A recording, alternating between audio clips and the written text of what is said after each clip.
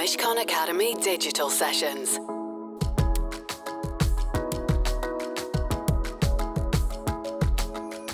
So welcome everyone, and thank you for joining this Mishcon Academy session. This is part of a series of online events, videos and podcasts looking at the biggest issues faced by businesses and individuals today. I am Sally Britton and I will be hosting today's event. I'm delighted to introduce my guest, Mitch Winehouse. Thank you so much for joining us today. Mitch is the father of the incredibly talented Amy Winehouse, who is an icon of music and style, who sadly passed away in 2011. In 2011, Amy's family and friends launched the Amy Winehouse Foundation. And since then, the foundation has established itself as one of the UK's leading charities, working with young people to build self-esteem and resilience. Mitch, thanks so much for taking the time to speak to us today. So perhaps we could start with her childhood. Well, she was always ambitious and she was a very precocious child who was a very loving child. She loved her family, which was extensive. There were grandparents, uncles and aunts. The house was full of love and activity and music, but she was very mischievous, very mischievous. I mean, she would, we took to a shopping mall and she would deliberately hide behind the dresses or something, or the coats, so that we'd all freak out, wondering where she was. And of course, she'd then jump out on us and things like that. So she was very precocious, but a lovely child. But talking about precocious, I heard, she went to theatre school, Sylvia Young. Yeah. And tell me a bit about that. She wasn't badly behaved. All the teachers loved her. All the kids loved her. But she was disruptive because she was so clever. She was doing with Jess, who was studying for an advanced mathematics degree. She was doing stuff like that. So she was clearly bored. She wanted to go to Sylvia Young, but she was disruptive. And I said to her, "You can't go. If you're good for 6 months, you can go next year." So, she didn't take any notice of me. She applied herself to Sylvia Young and she got in. And just as an aside to that, one of the early projects after Amy passed away was we gave 3 scholarships to Sylvia Young so that 3 underprivileged kids could go through Sylvia Young and we would cover all the costs. So we had auditions for those kids and they were just incredibly talented, and we finally settled on the three kids. And it occurred to me, of course, that Amy went through the same process.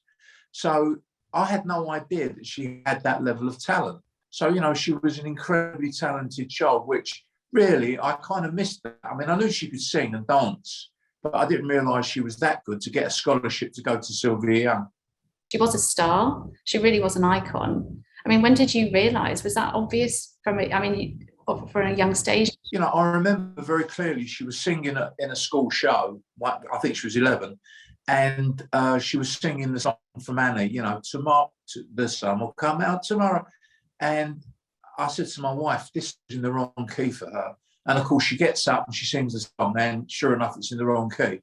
And I remember saying to my wife, thank God she can dance, because, she didn't understand about songs being in the right key for them and things like that. And then the following year, when she was 12, just before she applied to go to Sylvia Young, she did an Alanis Morissette song again at the school. And my wife said, "Oh, crikey, we've got to go and watch Amy sing again." And oh, no. And so we went, and all of a sudden, now the song's in the right key. She was fabulous. But that's when I thought she had a great chance. Was she 20 when she was winning Ivor Novello's? So she quickly moved on to having a bit of ambition at Sylvia Young, to being a kind of multi-award-winning singer. How was that transition as a family? How was it for Amy? How was it for you? Was it very sudden? Did you suddenly, again, a bit like The Talent, did you suddenly discover things had changed? The album came out and it was successful as a first album. And as you say, she won an Ivor Novello award. In those days, she was a little bit more sort of focused. It's not that she wasn't focused. It was just that songwriting and singing and performing wasn't the be-all and all for Amy. If she had a boyfriend, which was frequently, he would be him. It would be her family. It would be her friends. And it wasn't. She wasn't a slave to her art. I mean, I know that Carole King still sits at the piano for 6 hours a day. Every day she writes a song. And Amy wasn't like that at all, which in a way kind of makes it all more incredible, because I remember we were in Spain. My wife's dad had a place there. Amy came with us. She forgot her guitar. I had to buy her a guitar in the village where we were staying, and that's where she basically put all the chords into Back to Black. She literally said to me, "Oh, Dad, I've got to write this album," and the next thing you know, it was written. So just, I mean, talking about kind of Amy and the transition to fame, she did always want to be famous, and obviously that kind of happened, maybe, not overnight, but she was still very young when it happened. In terms of becoming famous, I mean, obviously there were some difficult times in terms of kind of the press was obviously very kind of intrusive and things like that. Do you think there were some parts of the fame that Amy enjoyed and the family kind of enjoyed, some kind of good times during that time? Well, she did. She got a big kick out of it, and very, very, as I did. I thought it was fantastic. I was more starstruck than she was. But, very quickly it begins to become a chore. When it becomes intrusive, it was terribly difficult for her. Much worse later on, after Back to Black came. We'd be chased into the house by the paparazzi. It would be raining and freezing, and they'd be standing out there all night, and she'd go and make them all tea and sandwiches and take them out to them, and then the next minute they're chasing us down the road again. We didn't know whether we were coming or we're going. It's interesting that that Amy was there making tea for the very people who were, hounding her. Well, it was her character. She took a homeless person into her home. I mean, can you imagine that? She did it. That's how she was with the paparazzi, and sometimes the fans would turn up outside her door and she'd take the fans into her home and make them something to eat. She was a fantastic person. She really was.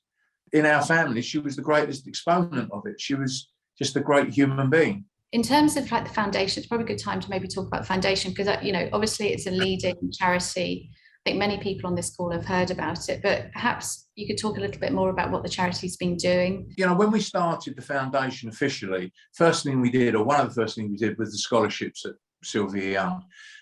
We were working with children's hospices. One of the early projects that we did was our schools resilience program, which is still going, and that is working with people who are in recovery, going speaking to kids, not just about drugs and alcohol, but other things that affect kids today, bullying, peer pressure, all those kind of things. And of course, they're the people that have been there and got the T-shirt. It's no good me standing up and telling kids about drugs and alcohol. Everybody that we employ in the foundation is in recovery. So the idea of the foundation was to create a pathway back to work for people in recovery, but also to create a program, the Schools Project, where we can work with people who are in recovery to go and talk to the kids. And who better to talk to the kids than people who are in recovery? So we have created the Amy's Place, where they can come and stay with us and relax and enjoy their recovery in peace and solitude, and in peace and quiet. And we're working with our partners, who are Clarion Housing, to find another property where we can create Amy's Place number 2.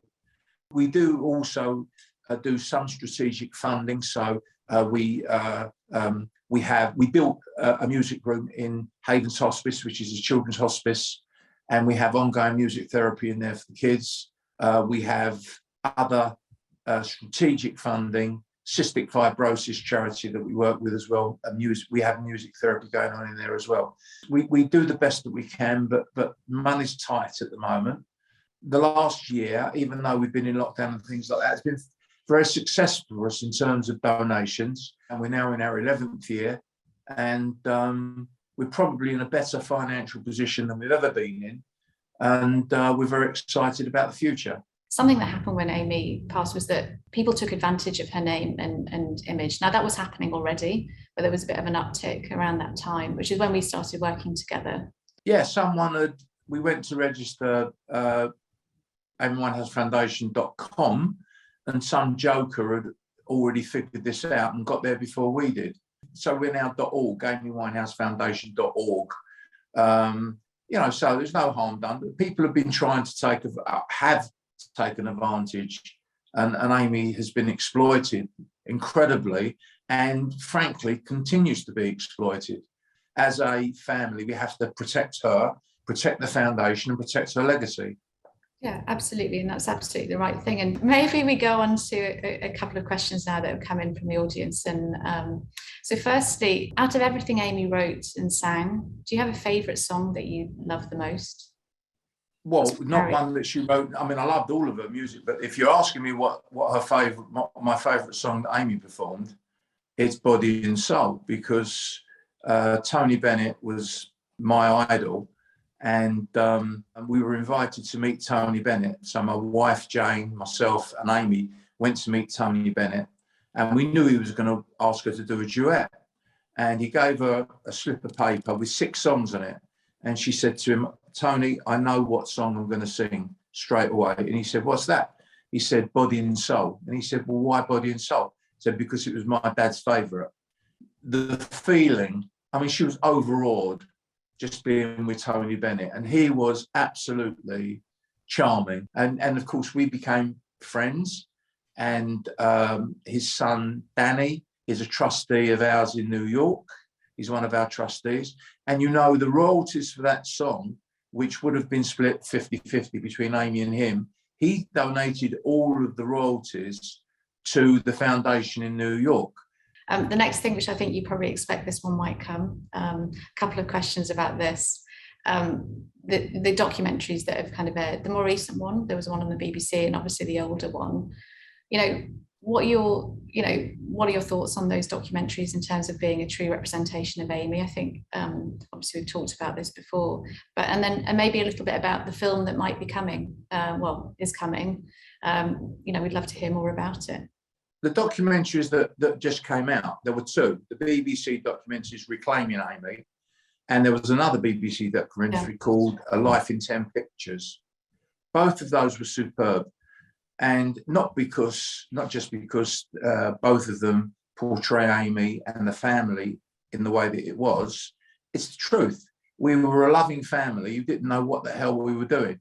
The Acid Capadia film was a disgrace. More and more people who were close to Amy were not involved in that documentary. So her close friends, Naomi and Catriona, not in the documentary. The Regia boyfriend, not in the documentary. Chantel, another close friend, not in the documentary. So you've only got about 4 or 5 people in the documentary. Some of them didn't even, they'd known Amy for 5 minutes, and they're passing judgment on this. They knew how Amy looked in 2010. I gave them photographs and films of Amy and I performing together.